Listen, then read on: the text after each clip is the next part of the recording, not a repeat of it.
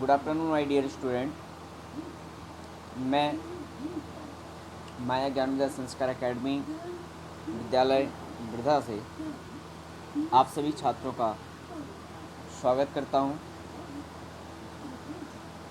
आज मैं आप सभी को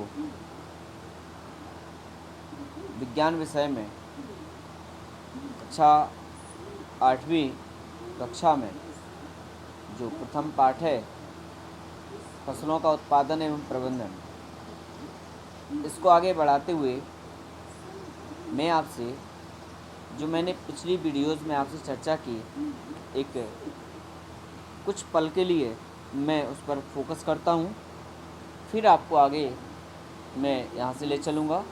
तो सबसे पहले हमने आपसे बात की थी फसलों का उत्पादन क्या कहलाता है। उत्पादन से आप क्या समझते हैं? तो किसी भी वस्तु का उत्पादन अर्थात अधिक मात्रा में एक समान वस्तुओं का निर्माण करना, अधिक से अधिक मात्रा में निर्माण करना ही किसी वस्तु का उत्पादन कहलाता है। उसके बाद उसका प्रबंधन, उत्पादन के साथ साथ प्रबंधन क्यों आवश्यक है?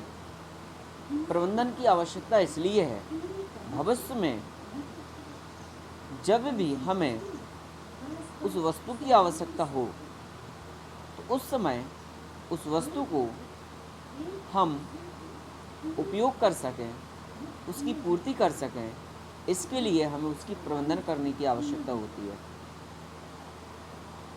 ठीक इसी प्रकार फसलों का प्रबंधन या भंडारण भी किया जाता है। वर्तमान समय की स्थिति जो है वो निरंतर चलती रहती है, लेकिन भविष्य में कभी कभी ऐसी प्राकृतिक या मानवीय आपदाएं आती हैं जिस कारण से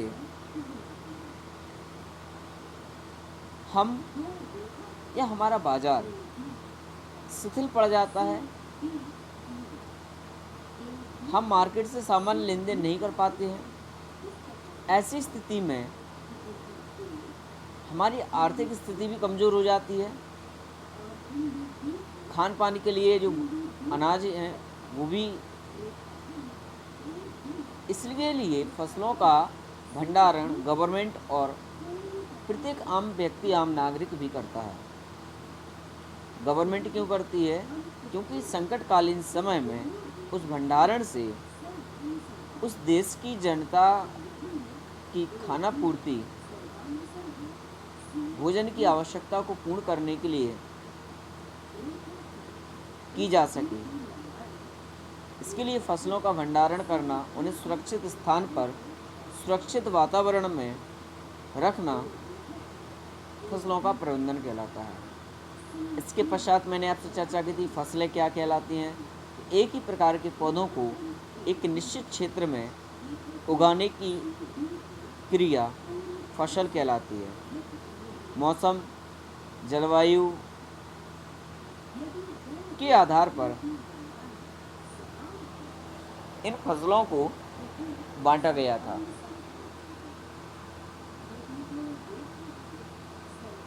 इसके बाद मिट्टी की प्रकार, मिट्टी पर मैंने चर्चा की थी। इसके पश्चात मैंने आपको फसलों के प्रकार, रबी की, खरीफ और जायद की फसलों के बारे में चर्चा की थी। फिर मैंने कल आपसे जो सबसे महत्वपूर्ण बात है खेती और फसलों के लिए, कृषि के लिए, वह यह थी कि एग्रीकल्चर सिस्टम, उस फसल की पद्धति क्या हो, कृषि की पद्धति क्या हो जिससे हम अधिक से अधिक पैदावार कर सकें। तो उसमें मैंने कल आपसे जो चर्चा की थी वो यह थी कि कृषि पद्धतियाँ क्या कहलाती हैं। तो मैंने चर्चा की थी ऐसी पद्धति जिस पर आधारित विभिन्न प्रकार की क्रियाओं, जैसे खेत की जुताई करना या मिट्टी को तैयार करना या भूमि को कृषि की योग्य बनाना, इसके बाद बुआई करना, सिंचाई, कटाई आदि क्रियाओं का प्रयोग करके फसलों का अधिक से अधिक उत्पादन करना, इस सिस्टम को हम एग्रीकल्चर सिस्टम या कृषि पद्धति के नाम से जानते हैं। तो जैसा कि हमने इसमें आपको क्रियाओं को ऐड किया, तो सबसे पहला था फर्स्ट था कि मिट्टी को तैयार करना या खेत की जुताई करना। तो जैसा कि आप इसमें देख सकते हैं, तो यहाँ पर मैंने आपको ये जो निशान लगा हुआ है, ये इस प्रकार से आप इसको पढ़ सकते हैं। क्लियर? चलिए, तो मिट्टी को तैयार करना या तो यहाँ पर आप देखें, तो फर्स्टली इस प्रकार से तो मिट्टी को तैयार करना, जुताई करना क्यों आवश्यकता था, उसकी उपयोगिता क्या है, उससे फ़ायदा क्या है, इसके बारे में कल चर्चा कर चुके थे। अब खेत की जुताई या मिट्टी को तैयार करने के पश्चात एक महत्वपूर्ण क्रिया आती है फसलों में, फसलों की बुआई करना। तो आज इस पर मैं आपसे चर्चा करूँगा। आज हमारी 29 अप्रैल 2020 है।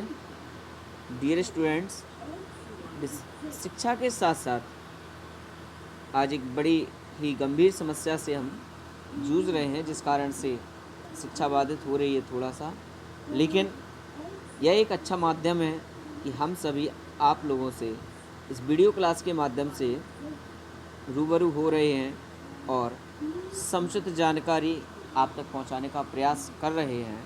आशा करता हूं आप भी इसी प्रकार से प्रत्येक वीडियो को देखें, सुनें और उस पर कार्य करें और अपनी शिक्षा अध्ययन को आगे बढ़ाएं, अपनी जानकारी को आगे बढ़ाएं।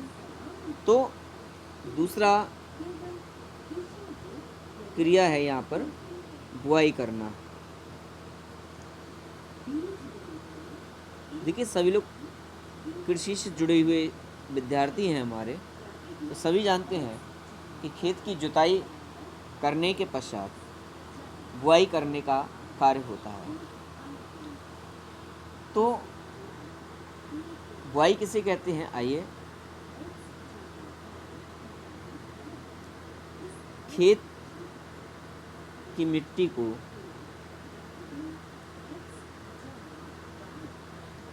को फसल के अनुरूप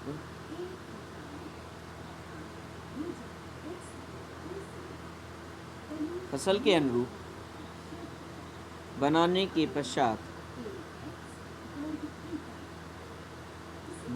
के पश्चात अच्छी किस्म के बीजों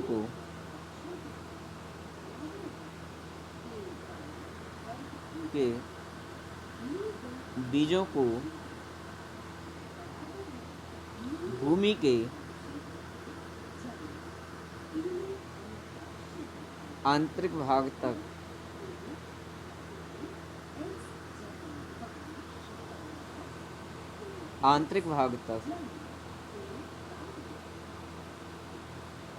पहुंचाना या बोना, जिसे हम कहते हैं आज बीज बोने के लिए गए हैं, पहुंचाना या बोना, इसको हम, या फिर जो कुछ फसलें ऐसी होती हैं जिसमें पौध होती है तो उन्हें रोपण भी करते हैं, बोना या रोपित करना।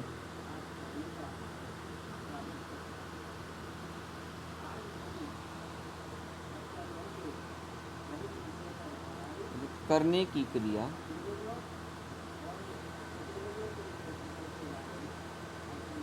क्रिया बुआई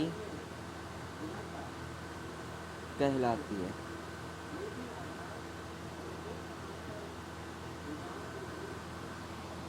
जिसको हम कहते हैं सीडिंग, बीज बोना। ओके, तो जब खेत की मिट्टी को तैयार कर लिया जाता है, जुताई करके इस योग्य बना लिया जाता है कि अब हम उसमें अपनी फसलों के बीजों को बो सकते हैं, सीडिंग कर सकते हैं, सो इस क्रिया को हम बुआई करना कहते हैं। अब यहाँ पर मैंने एक शब्द का प्रयोग किया है, अच्छी किस्म। देखिए, सभी किसान चाहते हैं कि हमारी जो फसल हो उसकी पैदावारी अधिक से अधिक हो। तो यहाँ पर मैंने एक पॉइंट लिया, अच्छी किस्म के बीज। तो अच्छी किस्म से अर्थ क्या है? देखिए, बीज भी जो हुआ करते हैं फसलों के, वो भी ऐसे हुआ करते हैं कि कुछ खराब श्रेणी में होते हैं, कुछ घुन जाते हैं, किसी घुन जाते हैं, किसी में कुछ हल्के बीज हो जाते हैं, और मतलब किसी में कुछ यूँ कहें तो जैसे आपने देखा होगा, जिनको हम शाब्दिक देहाती भाषा में तिल्लुला कहते हैं, सुड़ी भी पड़ जाती हैं, और मतलब जो छोटे छोटे जीव हैं वो उस फसल को नष्ट कर देते हैं। तो ऐसे भी बीज होते हैं। तो प्रायः किसान, हर वर्ग का यह किसान चाहता है कि उसकी पैदावारी अधिक से अधिक हो और अच्छी हो। तो इसके लिए आपने देखा होगा कि जब फसल आती है हमारे घर में, तो सबसे पहले किसान अपनी फसल में से कुछ भाग निकाल करके रख लेता है। क्यों रख लेता है? उसको बढ़िया सुखाकर, छानकर, फटक कर, धोकर, हर एक प्रकार से उसे सुरक्षित स्थान में रख लेता है, ताकि भविष्य में जब दूसरी बार हमें इस फसल को बोना पड़े तो वह उस बीज का उपयोग फसल की बुआई के समय कर सके। और जब उसके पास इस प्रकार का बीज नहीं होता है तो वह बाज़ार से जाकर के खरीदता है, जो कि हमें अधिक पैसे पर मिलता है। तो उस चीज़ को वह खेती की बुआई के समय उसका उपयोग करता है। एक बार क्या, एक एग्जाम्पल उदाहरण देते हैं कि अच्छी किस्म के बीजों की पहचान कैसे करें। ये यहाँ पर एक बात आती है कि अच्छी किस्म के बीजों की आप पहचान कैसे करें। तो एक बार मैंने देखा, एक किसान कुछ अनाज को, गेहूं को एक बड़े से टब में डाले हुए था। एक किसान अपने गेहूं के कुछ बीजों को बड़े से टब में पानी में डाले हुए था, और डालने के बाद बहुत देर तक मैं उसे देखता रहा कि कर क्या रहा है। तो उसने कुछ अनाज के बीजों को उसमें डाला। किसमें डाला? टब में डालता है वो।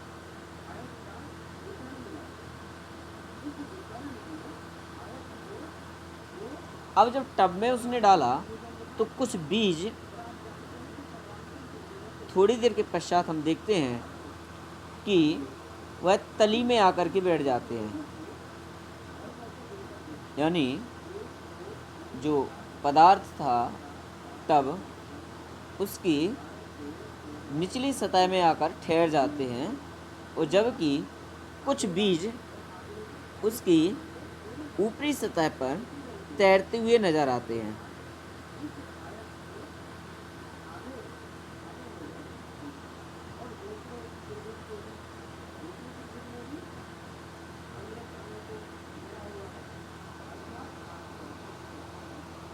तो यहाँ कुछ बीज निचले भाग में बैठ जाते हैं,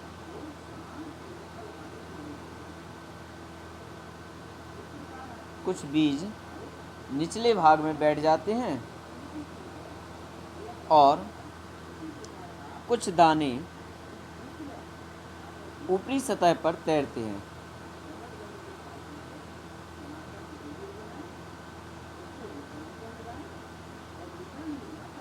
तैरते हैं, दिखाई देते हैं। तो मैंने वह पूछा कि आप ये क्या कर रहे हैं? तो उसने मुझे बताया कि बेटा, मैं इस क्रिया द्वारा अच्छी किस्म के जो बीज है उसको अलग कर रहा हूँ खराब किस्म के बीजों से, ताकि जब हम खेत में बुआई करें तो हमारी फसल एकदम बिल्कुल स्वस्थ और अच्छी हो।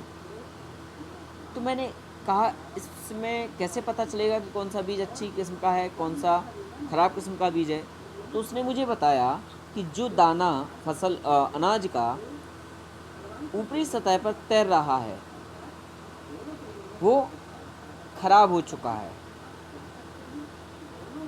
आपने देखा होगा गेहूँ बहुत दिनों तक हमारे घर में रखा रहता है, 1 वर्ष तक रखा रहता है, तो उसमें छोटे छोटे छिद्र हो जाते हैं और कुछ दाने ऐसे होते हैं जिनमें छिद्र नहीं होता है।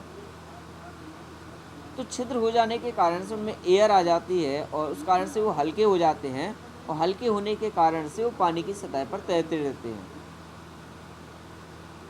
तो उन बीजों को उस किसान ने अलग कर लिया जो ऊपरी सतह पर तैर रहे थे।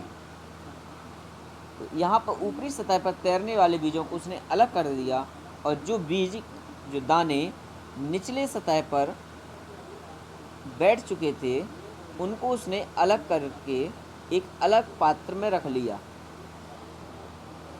तो इस प्रकार से हम अच्छी किस्म के बीजों की पहचान कर सकते हैं, उन्हें खराब बीजों से अलग कर सकते हैं। तो अच्छी किस्म के बीजों को भूमि के आंतरिक भाग तक पहुंचाना या फिर बोना, या कुछ सब्जियां ऐसी होती हैं जिनको रोपित भी किया जाता है, जैसे धान, पेपरमेंट आदि चीज़ें हैं, इनकी पौध लगती है तो इनको रोपित करना पड़ता है। तो इस क्रिया को हम बुआई कहते हैं। तो माय डियर स्टूडेंट, जो दूसरी प्रक्रिया है खेती की फसलों की जुताई के पश्चात वो है बुआई करना। जिस प्रकार से पारंपरिक औजारों के द्वारा पहले खेतों की जुताई की जाती थी, अर्थात बैल और हल के द्वारा लकड़ी से निर्मित किया जाता था हल को। बाद में आधुनिक युग में ट्रैक्टर और कल्टीवेटर की सहायता से जुताई करने लगे। ठीक इसी प्रकार से पारंपरिक जो औजार है वह उनका हल था। अब तीसरा पॉइंट क्या है कि बुआई के लिए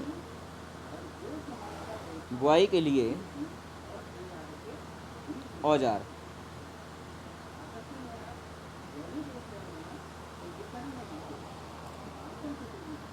तो बुआई के लिए औजार, तो पारंपरिक औजार क्या था, वही हल था। बस उसमें क्या करते थे किसान हमारे कि उसमें एक लंबी सी पीक लगा लिया करते थे, जिसमें कीप का निचला जो भाग हुआ करता था वो ज़मीन के अंदर तक घुसा हुआ रहता था। और कीप आप जानते हैं कि इस प्रकार से अगर हम देखें तो यहाँ पर ये इस प्रकार से हम इसकी कीप बना करके आपको बताते हैं। इस पर ये कीप तो नहीं है बट हम इसी प्रकार से उसको समझ भी सकते हैं। तो ये इस तरह से हुआ करती थी कौन टाइप की, आपने देखा होगा जब घर में मिट्टी का तेल वगैरह कोई मापता है तो इस प्रकार से हुआ करता था। इसमें ऊपर बीज डाल दिया, ये निचला जो भाग है ये ज़मीन के अंदर तक इस प्रकार से गड़ा हुआ रहता था हल की सहायता से, ठीक है।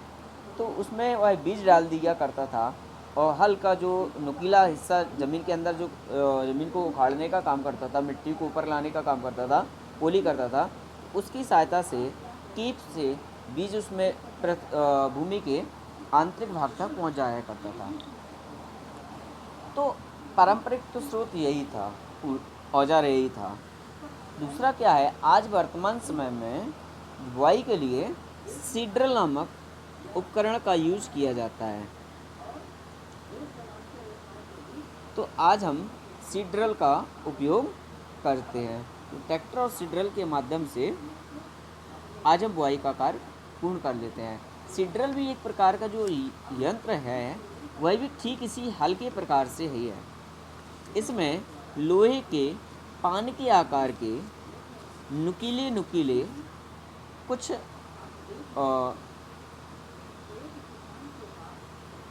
पान लगे हुए होते हैं जो कि ज़मीन के अंदर तक जा कर के मिट्टी को उखाड़ने का कार्य करते हैं। उन पान की सहायता से कुछ पाइप, ऊपर सीडल में आपने देखा होगा एक टंकी होती है, और उस टंकी से कुछ छिद्रों की सहायता से वो पाइप जो है बंधे जुड़े हुए रहते हैं। उनका पाइप का निचला भाग उन पान के नीचे तक पहुंचाया जाता है।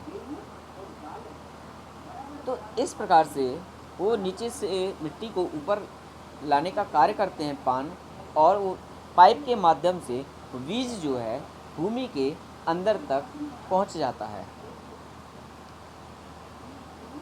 माय डियर स्टूडेंट्स, ये था बुआई करना। तो पहले आपने सीखा मिट्टी को तैयार करना यानी जुताई करना।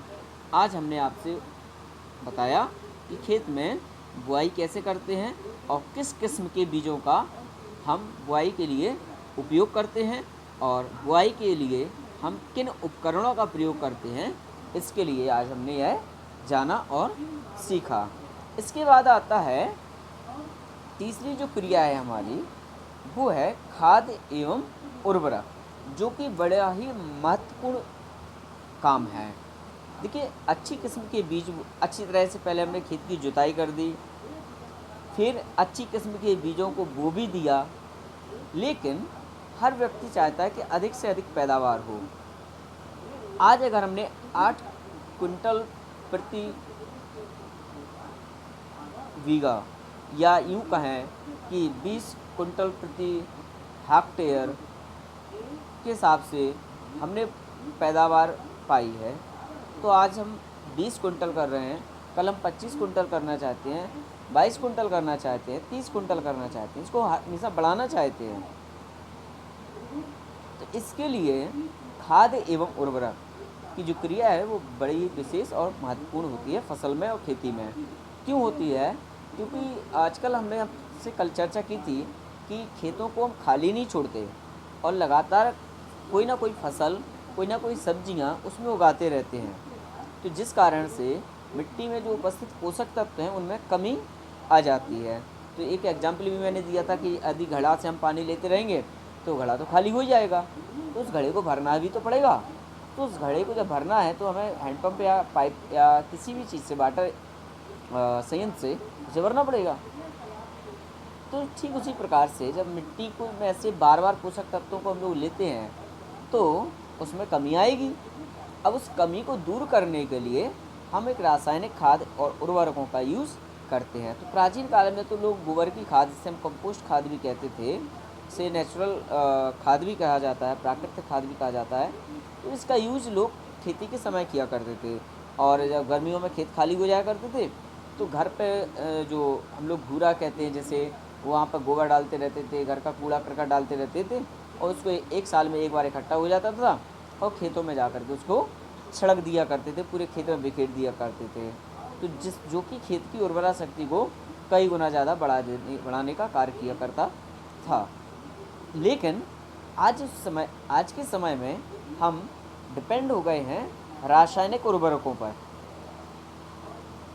तो मिट्टी में जो पोटेशियम, फास्फोरस, नाइट्रोजन की जो मात्रा है उसको बनाए रखने के लिए आज हम रासायनिक उर्वरकों का यूज़, रासायनिक खादों का यूज़ किया करते हैं। तो जिस पर हम चर्चा कल करेंगे आपसे। आज की इस क्लास में आपके लिए मात्र इतना ही।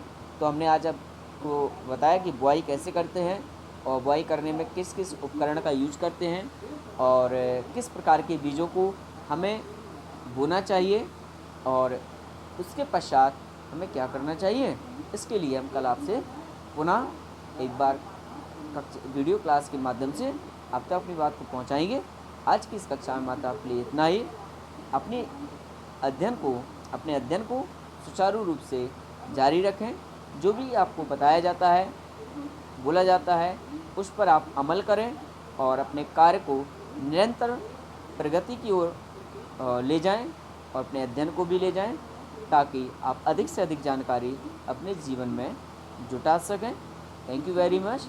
आपका दिन शुभ हो। Thank you very much.